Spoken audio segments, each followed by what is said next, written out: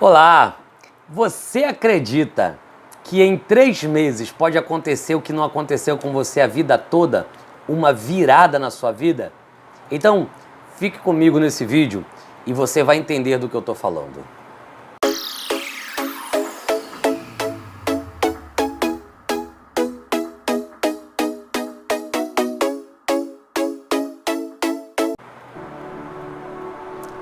Olá, queridos, tudo bem? Sou o pastor Fábio Cardoso e eu quero deixar aqui para você uma mensagem. Temos o intuito aqui de sempre, esse canal é somente falar de Jesus, é deixar uma palavra de Deus para sua vida, deixar uma palavra aqui para que você seja animado, que a palavra de Deus te inspire cada vez mais a você continuar, a você romper os seus limites, a você ultrapassar os limites que você está hoje. E a palavra de Deus que hoje vai ser ministrada aqui, ela é um aferidor de medida, principalmente talvez para o seu momento, talvez para o momento que você está vivendo. Eu vou relatar aqui uma história bíblica que vai falar muito ao seu coração. Ela se encontra no livro de 1 Crônicas, capítulo 13. 1 Crônicas, capítulo 13. Somente o versículo 14. Claro que eu vou falar de todo o contexto, mas eu quero conversar com você, deixar na leitura aqui somente o versículo 14. Diz assim: assim ficou a arca de Deus com a família de Obed-edom 3 meses em sua casa, e o Senhor abençoou a casa de Obed-edom e tudo quanto ele tinha. Então, deixa eu contar um pouquinho dessa história para que você entenda do que se trata, o que nós acabamos de ler. A Bíblia fala que quando Davi ele é empossado a rei, ele toma posse do reinado e ali ele começa a mexer nas coisas, ele começa a realmente trazer Deus para dentro daquele reinado, porque na época, no reinado de Saul, Saul queria fazer mais ou menos do seu jeito. Quando as coisas demoravam um pouquinho, ele não tinha paciência, ele não conseguia obedecer. E quando ele não conseguia obedecer, ele queria fazer do seu jeito, e por fazer do seu jeito, ele acabou sendo rejeitado por Deus. E Deus não quis mais ele como rei. E com isso já mandou Samuel e ungir a Davi. E Davi é ungido a rei, espera o tempo dele, entende o propósito de Deus na vida dele, e passa-se o tempo e ele assume agora o reinado. Agora ele é um rei. E a Bíblia fala que a Arca da Aliança, ela não estava em Jerusalém, estava na casa de Aminadab, e ele queria ir buscar essa arca. E olha o que acontece. Quando Davi vai buscar essa arca, que simbolizava a presença de Deus, ele prepara homens, ele chama o seu reino, ele chama os seus conselheiros, os seus príncipes e fala: olha, eu quero ir buscar a arca. Eu quero ir buscar a presença de Deus e trazer para dentro do palácio, trazer para dentro do reino. E ali ele conversa com o povo e o povo entende que isso era uma boa ideia, era uma projeção muito boa. E com isso o povo fala: ó, vai sim, Davi. E quando Davi se prepara para ir, chama o seu exército, ele está indo, eles vão e preparam uma carruagem, um carro de bois. E qual é a ideia? Colocaram a arca em cima do carro de boi. Quando colocaram a arca em cima do carro de boi, saíram em sentido em Jerusalém. Com isso, vinham pessoas à frente adorando, louvando, pessoas ao lado, pessoas atrás muito felizes, né? Por quê?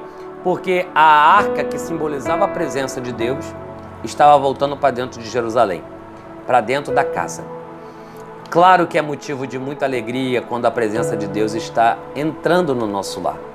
Claro que é motivo de muita alegria quando a presença de Deus, principalmente você que está me assistindo agora, que talvez luta, entende que luta sozinho, muitos de casa não ajudam, talvez você foi o primeiro a aceitar a Jesus aí no seu lar, ou talvez você vem enfrentando dificuldades, seja no relacionamento, casamento, então você sabe que vem nessa luta, você vem nessa luta. E quando você traz a presença de Deus para dentro do lar, que coisa maravilhosa, que coisa espetacular, que coisa tremenda é você saber que você está sendo condutor, está levando a presença de Deus para alguma pessoa, para um ambiente. Davi se sentia dessa forma. Davi estava alegre, a Bíblia diz que ele vai cantando juntamente com as outras pessoas, ele vai adorando, ele vai louvando ao Senhor. Ele vai numa proporção, muito grande, como os demais também vão. Só que de repente eles estão andando e eles passam por uma eira com o nome de Quidom. E relata que essa eira, que esse caminho, que essa passagem ela tinha era acidentada, tinha muitos buracos. E no momento que o carro de boi passou, começou a balançar e a arca tombou para cair. No momento que essa arca ela tomba para cair, estava todo mundo em festa. Um homem chamado Uza, filho de Aminadab, ele coloca a mão na arca só para que ela não caia.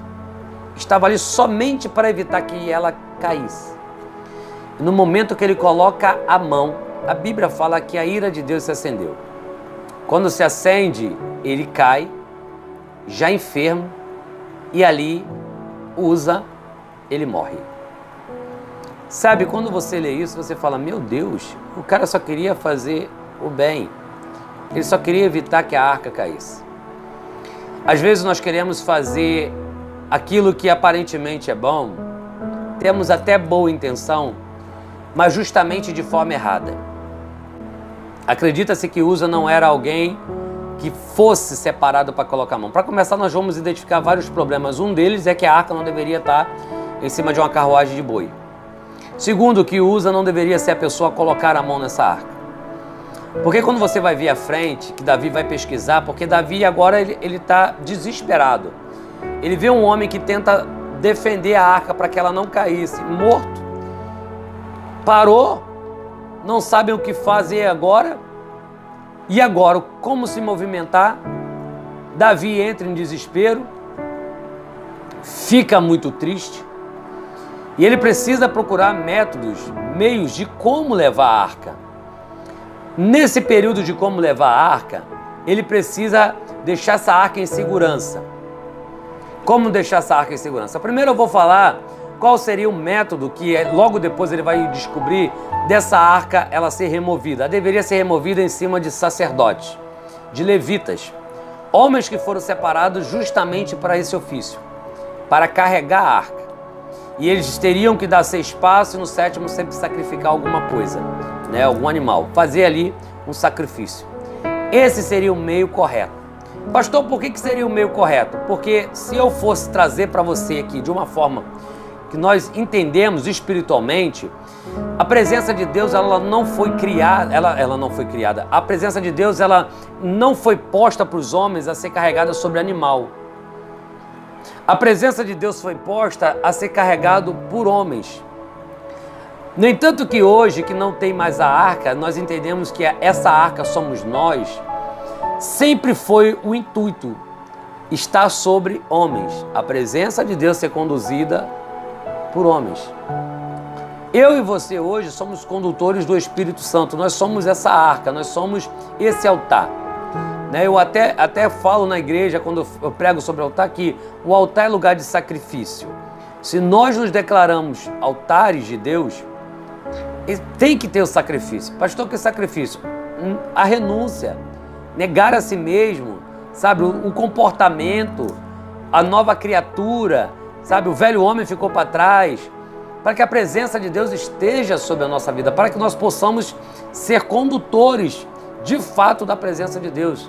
Sabe, levar a presença de Deus para as outras pessoas, levar a presença de Deus para outros ambientes, onde precisa dessa luz,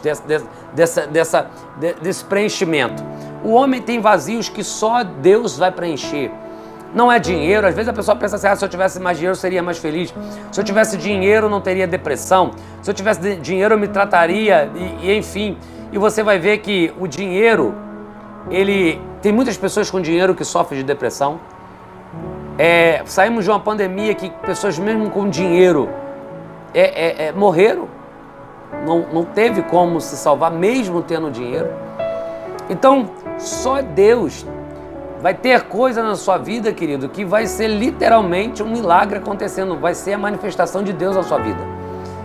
E aqui o intuito é que a presença de Deus esteja sempre sobre a vida de homens. Davi está desesperado e ele enxerga que há uma casa. E nessa casa há uma família. E ele fala, vamos deixar a arca ali. Vamos procurar qual é o método de nós podermos levar a arca de volta, porque entendemos que não é em cima de um carro de boi. Entendemos que não é qualquer um que pode colocar a mão na arca. E ali a Bíblia fala que ele vai deixar a arca na casa de Obed-Edom. sabe? E a arca vai ficar ali. E de uma forma extraordinária. A Bíblia diz que em 3 meses, Obed-Edom foi tremendamente abençoado. Em 3 meses, a proporção que Obed-Edom viveu foi muito maior do que todos os seus anos de vida. Por quê, pastor? Porque a presença de Deus estava ali. E eu tenho algo comigo, quando você cuida da presença de Deus, literalmente a presença de Deus cuida de você.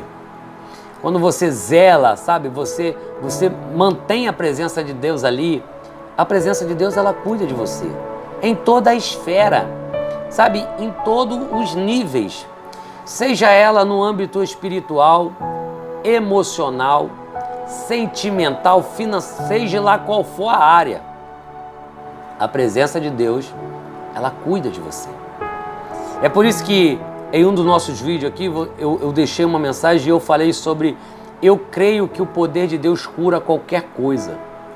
Por mais que nós vamos entender que a depressão ela é algo psicossomático, é emocional e não espiritual, está muito atrelado ao emocional, eu creio que Deus pode curar a depressão. Eu creio que Deus pode curar fobias. Deus pode curar ansiedades, traumas. Deus pode curar. Mas isso você precisa abrir espaço. Você precisa abrir para que Deus entre, para mudar a sua história. De fato, tirar a mão do controle e entregar na mão dele. Sabe, nós temos o hábito, assim mesmo. Às vezes nós queremos que Deus salve alguém da nossa casa, amigos, enfim, a gente quer que Deus salve alguém, então a gente começa a orar para Deus salvar. E Deus, quando vai, tá no processo de salvação, ele tem seus meios, querido. E às vezes o meio dele, para aquela pessoa, precisa ir para o leito, sabe? Precisa ser amassado como barro, sabe? Precisa passar por uma fase de moenda, literalmente de moenda, como passou ali Sansão, empurrando moenda para prender. E às vezes, quando a gente começa a ver esse processo, a gente fica com pena. E aí a gente começa a orar outras coisas. Senhor, salva, mas não precisa fazer isso. A gente começa a querer botar a mão no controle, querido. A gente começa a querer dar conselho que Deus deve fazer. A gente começa a querer direcionar o que Deus tem que fazer. E aí, querido, eu aprendi que um carro normal, ele pode carregar até 5 passageiros, até 4 pessoas, 5 pessoas. Mas somente um pode dirigir. Assim é a nossa vida.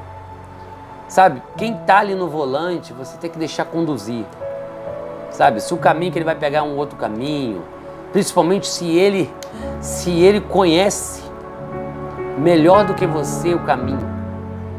Aí às vezes a gente quer falar, vai mais devagar, acelera um pouco mais, sabe, vai por aqui que é mais rápido, pega esse atalho aqui, querido. Deixa que Jesus está conduzindo. Deixa que na sua casa, pode ter muitos, mas deixa Ele dirigir. Deixa Ele te conduzir, deixa Ele te levar. Que você vai ver que Ele vai te levar em segurança. Ele vai te levar para lugares que você talvez nunca chegaria. Então, como aconteceu aqui com Obed-Edom, 3 meses, por cuidar da arca, por cuidar daquilo que simbolizava a presença de Deus, a presença de Deus cuidou dele, cuidou da família. O versículo que nós lemos, você vai ver, e o Senhor abençoou a casa de Obed-Edom em tudo quanto tinha, em tudo. É uma vaquinha, a vaca deve ter dado leite como nunca deu antes, deve ter feito queijo como nunca fez antes, sabe? Se a plantação conseguia colher aí, um exemplo, se a plantação, como diz a Bíblia, tem espiga que vai dar 30, 60 e até 100, essa deve ter produzido de forma espetacular todas em 100, sabe? Ao máximo, ao nível máximo, porque a presença de Deus está ali. Como é bom quando você cultiva a presença de Deus. Pastor, e como eu cultivo a presença de Deus? Aprenda a fazer devocionais na sua casa, com a sua família. Aprenda a ler a Bíblia. Aprenda a orar, sabe? Aprenda a entrar em propósito com Deus. Não precisa ninguém ver, não precisa ninguém saber.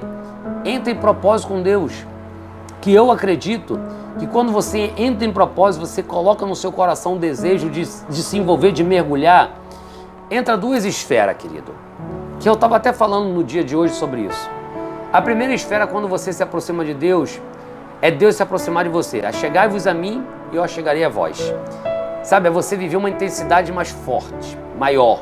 É você viver dentro de uma profundidade com Deus. É você ouvir coisas que você nunca ouviu, é você, a tua mente abrir para um espaço que talvez nunca abriu antes, é a tua mente, sabe, mergulhar dentro de uma proporção que você talvez nunca viveu. E o segundo passo é Satanás que começa a colocar coisas para te tirar desse propósito. Surgem coisas que você nem imagina. Sabe quantas pessoas desempregadas que entrou em propósito com Deus para viver uma intensidade de portas se abriu só para afastar? Quantas pessoas estavam procurando um relacionamento, não conseguiram, então se aproximaram de Deus, mergulharam e de repente começou a aparecer muitas oportunidades de relacionamentos? Para quê? Para tirar do foco. Então, quando você mergulhar em propósito com Deus, esteja muito atento ao que Deus falar. Quando Deus disser não, querido, não teima. Quando Deus disser vai, não tema, não fique parado.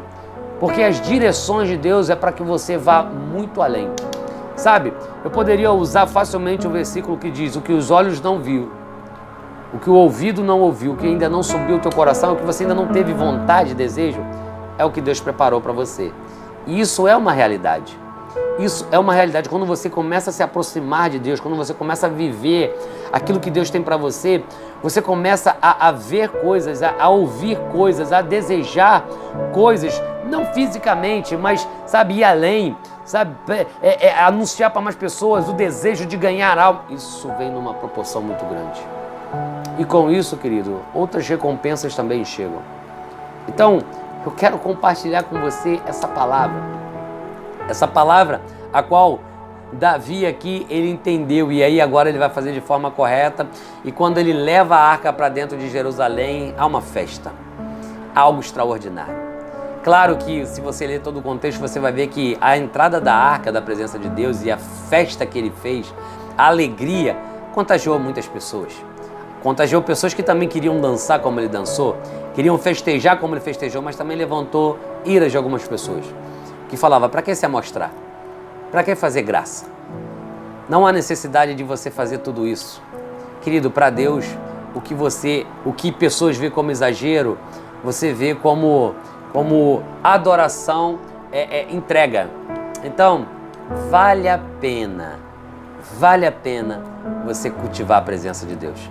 Cuide da presença de Deus, que ela vai cuidar de você. E aqui nós finalizamos e eu te vejo no próximo vídeo. Deus te abençoe.